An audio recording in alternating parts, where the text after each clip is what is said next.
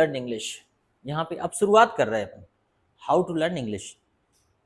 English सीखने के लिए इन सब चीज़ों की आवश्यकता पड़ेगी। सबसे पहले क्या, सब्जेक्ट।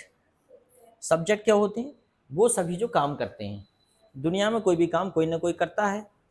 तुम करते हो, मैं करता हूँ, हम सब मिलके करते हैं, मम्मी करती हैं, पापा करते हैं, या मान लो गाय करती है, बैल करता है, हवा कोई काम कर देती है, पानी कोई काम कर देता है, करता है कि नहीं।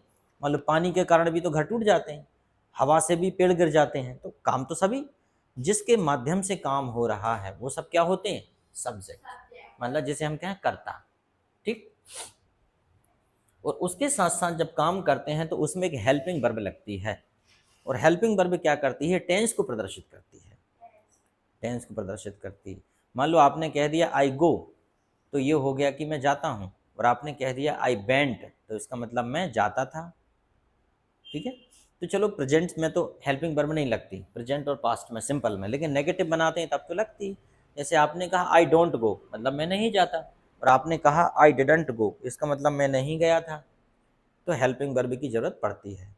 तो हेल्पिंग वर्ब हमें पता होना चाहिए। क्या क्या हेल्पिंग वर्ब होती हैं आपने देखा होगा, जैसे is, am, are, was, were, will be, ये होती हैं कि नहीं। डू, और बता दे रहे, बहुत सारी होती हैं, बहुत बाद में पढ़ेंगे अपन, अभी तो बस ऐसे ही नॉर्मली डू, डज, डिड, होती हैं कि नहीं। Will, shall, can, could, should, इन सबको हम क्या बोलते हैं, हैज, हैव, ये सब, इन सबको क्या बोलेंगे, has, have, had, will have, इन सबको क्या बोलते हैं, हेल्पिंग वर्ब बोलते हैं इन सबको।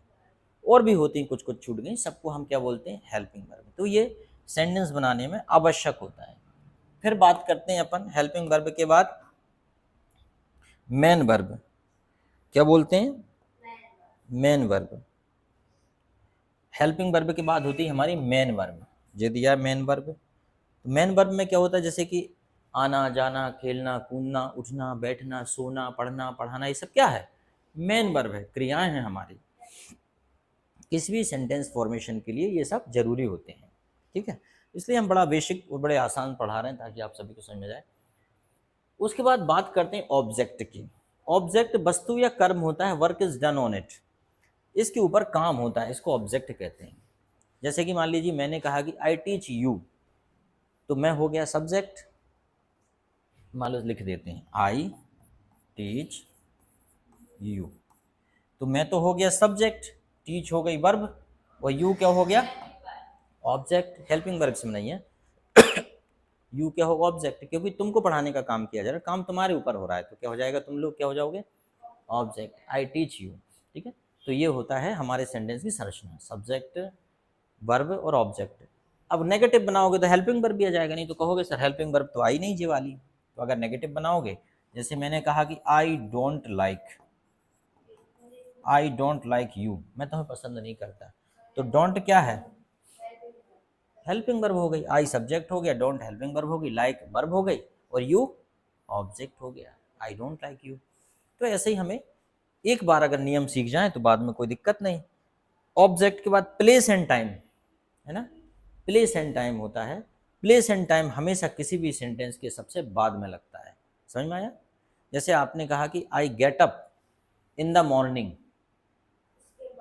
I get up in the morning, तो मॉर्निंग टाइम है ना, तो सुबह लग गया, सबसे बाद में लगा I get up in the morning. और टाइम लगाना है, I get up in the morning 8 o'clock, तो और पीछे लग जाएगा, I get up in the morning 8 o'clock, मतलब टाइम हमेशा पीछे लगता है। अब अपन सेंटेंस बनाने की कोशिश करेंगे।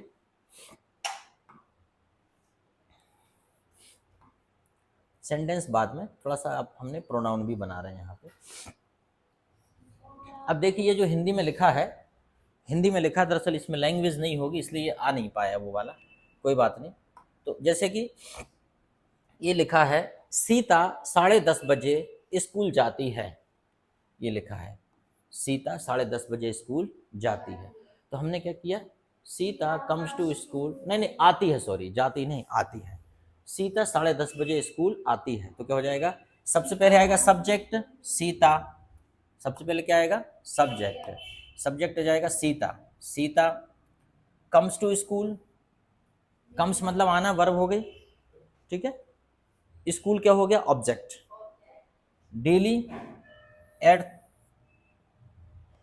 10:30 ये टाइम हो गया। तो देखो वही जो हमने बताया था वही नियम हो गया, सब्जेक्ट हो गया, वर्ब हो गया, ऑब्जेक्ट हो गया और टाइम हो गया। ऑब्जेक्ट के साथ प्लेस और टाइम भी हो गया, स्कूल प्लेस और टाइम। इसको इसको प्लेस और ऑब्जेक्ट दोनों बोल सकते हैं, क्योंकि ऑब्जेक्ट और प्लेस एक ही चीज है। ऑब्जेक्ट भी प्लेस है, प्लेस भी ऑब्जेक्ट है, ठीक है। The Sita comes to school daily at 10:30 AM। तो टाइम हो गया, ठीक है। ये तरीका है सीधा पढ़ने का, बाकी हमारे पास कोई दिक्कत नहीं है पढ़ने की, हम सब। अब देखिए ये सब क्या होते हैं, सब्जेक्ट। ये सब क्या होते हैं, सब्जेक्ट। ये हमें पता होने चाहिए, ये सब सब्जेक्ट होते हैं।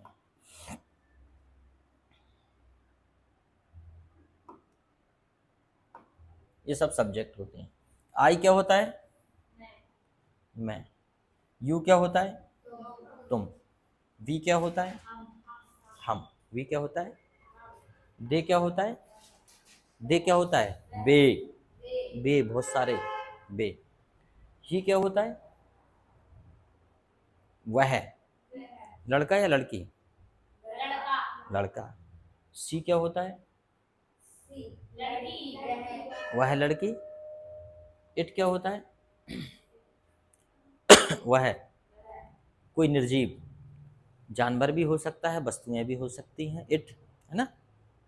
और एस एन क्या होता है, एस एन होता है सिंगुलर नंबर। सिंगुलर नंबर मतलब एक, मतलब हम कह सकते हैं कोई नाम, जैसे नाम बोल देते हैं ना कई बार, जैसे हम बोलते हैं राजू ने यह काम करा, राजू, है ना। या हमने दीपक, मनीष, कोई भी, तो ये किस में आएगा, सिंगुलर नंबर। या लड़की, हमने बोला गर्ल, जैसे हमने बोला गर्ल गोज टू टेम्पल, लड़की मंदिर जाती है, तो लड़की किस में आएगी, सिंगुलर में। और प्लूरल में क्या हो जाएगा, जैसे लड़कियां, गर्ल्स, समझ में आ रहा है। लड़की मंदिर जाती तो गर्ल और लड़कियां जाती तो गर्ल्स, नो प्रॉब्लम। तो ये सिंगुलर प्लूरल का ऐसा मामला है। प्लूरल मतलब बहुवचन संज्ञा, और एसएन मतलब एक वचन संज्ञा। सिंगुलर नंबर और प्लूरल नंबर, ठीक है। प्लूरल मतलब क्या होता है, बहुवचन, और सिंगुलर मतलब एक वचन। और इसका भी बहुत महत्व है, नहीं तो पता चला कि सेंटेंस गड़बड़ा जाता है अगर आप सही नहीं समझते तो, ठीक। I have to check again and again because of low memory, no storage. 256 memory है इसमें, 256 GB, उसके बाद भी फुल भरा है। जरा अगर नहीं देख पाओ मेमोरी फुल हो जाती, क्योंकि इसमें जो वीडियो बनती है वो बहुत हाई क्वालिटी की वीडियो बनती है, बहुत बड़े साइज की, दैट इज वाई। ठीक है, चलो आगे देखते हैं। हो गया, ओके। तो आगे देखें, जब इनसे पूछ लो अब, या नहीं बंद हो गई, वो चालू है। ओके, गोल गोल आ जाएगा बड़ा सा, बंद हो जाएगी तो, है ना। चलो, अब इसके साथ साथ ये हो गए सब्जेक्ट, ये क्या हो गए, सब्जेक्ट। ये हो गए हमारे सब्जेक्ट, ये हो गए हमारे पजेसिव। पजेसिव मतलब क्या होता है, पजेसिव केस, सब्जेक्ट में 3 केस होते हैं, subject case, possessive case, object case और रिफ्लेक्टिव प्रोनाउन। सब्जेक्ट मतलब कोई काम करता, और ये पजेसिव केस है। पजेसिव मतलब अधिकार रखना, पजेसिव मतलब क्या होता है, अधिकार वाचक, अधिकार सूचक। जैसे कि मैंने कहा माई, माई मतलब मेरा, तो अधिकार आ रहा है नहीं समझ में, अधिकार। जैसे ये कहूँ कि दिस इज माई मोबाइल, तो अधिकार समझ में आ रहा है कि मैं कह रहा हूँ मेरा अधिकार है इस मोबाइल पर, दिस इज माई मोबाइल, ठीक है। तो माई मतलब मेरा, माई मतलब मेरा। अच्छा, योर मतलब तुम्हारा, अवर मतलब हमारा, देयर मतलब उनका, देयर मतलब उनका। जैसे बहुत सारे लोगों का उनका क्या होगा, देयर। हिज मतलब उसका। अब किसका उसका भाई, लड़के का लड़की का, लड़के का, लड़के का उसका हो जाएगा हिज। हर मतलब लड़की का अपना हर, ठीक है। इट्स, इट्स मतलब क्या हो जाएगा, इट्स भी उसका ही हो जाएगा, उसका। किसका, किसी निर्जीव का, निर्जीव, हाँ ठीक है। वस्तु का भी हो जाएगा, निर्जीव या किसी वस्तु का इट्स हो जाएगा, ठीक है। And S N, singular number का। जैसे हमने कहा गर्ल्स, देखो गर्ल्स, गर्ल्स मतलब लड़की का, और यहाँ पे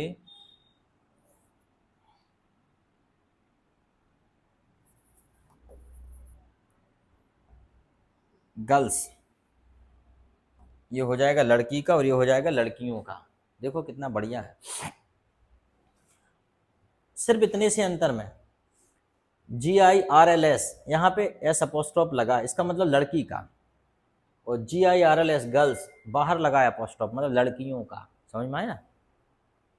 गर्ल्स से मत कर देना, गर्ल्स और गर्ल्स, सिर्फ एस अपोस्ट्रोफ से पता चल जाएगा लड़की की बात हो रही कि लड़कियों की बात हो रही। ठीक है, जैसे मैंने बोला कि ये लड़की का मोबाइल है, दिस इज गर्ल्स मोबाइल, तो ऐसा बोलेंगे दिस इज गर्ल्स मोबाइल, यह लड़की का मोबाइल है। और मैंने कहा ये लड़कियों का कमरा है, दिस इज गर्ल्स रूम। तो ये जो एस अपोस्ट्रोफ है ये कहाँ लगा दिया मैंने? बाहर, तो लड़कियों का हो गया, और इसे अंदर लगा दिया तो लड़की का हो गया। ये चीज़ें हम धीरे धीरे सीखेंगे सब। ठीक है, तो यहाँ पे सिंगुलर और प्लूरल। ठीक है, चलो भाई, तो हमारे अब आता है जैसे कि ऑब्जेक्टिव केस। ऑब्जेक्टिव केस है, मी मतलब क्या होता है? मुझे, मुझे। यू मतलब तुम्हें, ठीक है। अस मतलब हमें, देम मतलब उन्हें, ठीक है। हिम मतलब उसे, हर मतलब उसे, किसको भाई? हर लड़की को। इट मतलब उसे, निर्जीव को। मैं लिख नहीं रहा, तुम खुद ही लिखना।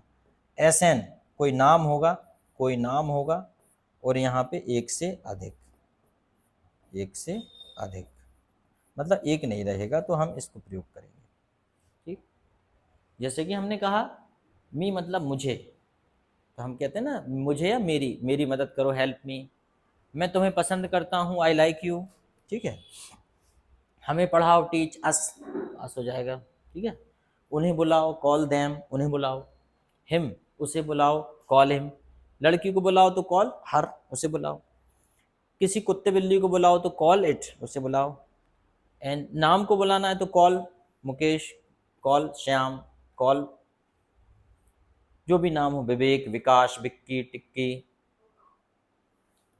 पीएन एक से अधिक के लिए, जैसे कि कॉल दीज बॉयज, लड़कों को बुलाओ, उन लड़कों को बुलाओ। ठीक है, ठीक, चलो आगे देखते हैं। लिख लिया? Have you written?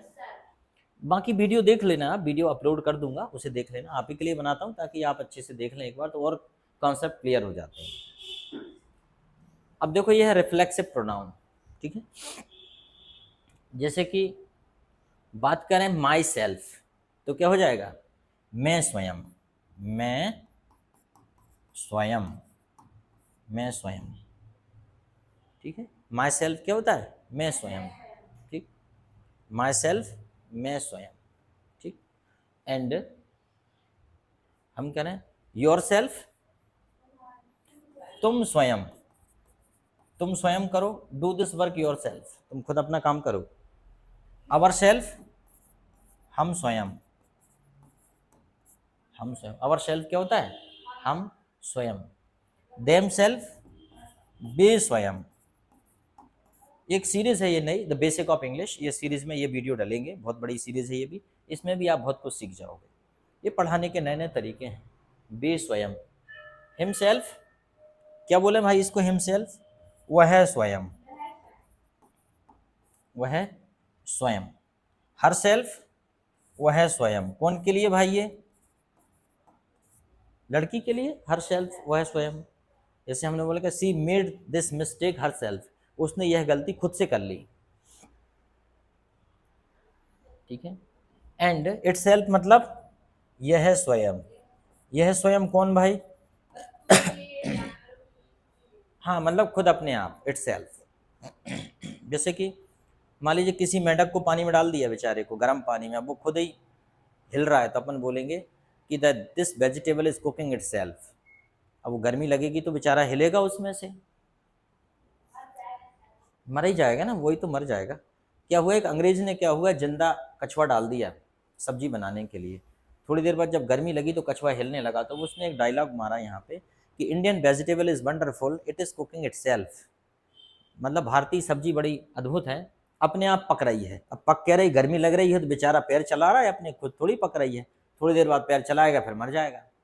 तो कुछ लोग क्रूर होते हैं, चाइना टाइप के लोग, वो तो जिंदा जानवरों को खा जाते हैं, जिंदा जानवरों को आग में डाल देते हैं। That is wrong, absolutely wrong I think. ऐसा नहीं करना चाहिए, किसी भी जानवर को इतनी बुरी मौत नहीं देना चाहिए कि आपने जिंदा डाल दिया उसको। आई थिंक वो जो मरने के पहले की जो तकलीफ़ है वो बहुत ख़राब है। तो हम इंडियंस काफ़ी दयनीय लोग होते हैं, हमारे इंडिया में भी सब नहीं, दयनीय लोग दयनीय होते ही हैं। They have the sympathy for animal, sympathy सहानुभूति है। फिर उसके बाद जैसे कोई ये आता है यहाँ पे, राम सेल्फ, राम खुद, गर्ल्स सेल्फ हो जाएगा, लड़कियाँ स्वयं कोई भी काम कर सकती, ठीक है। तो इतना काफ़ी है, बहुत ज़्यादा हो जाएगा नहीं तो। आगे हम पढ़ेंगे फिर pronoun definition. Pronoun is the word which is used in place of noun, तो इसको हम कल करेंगे कि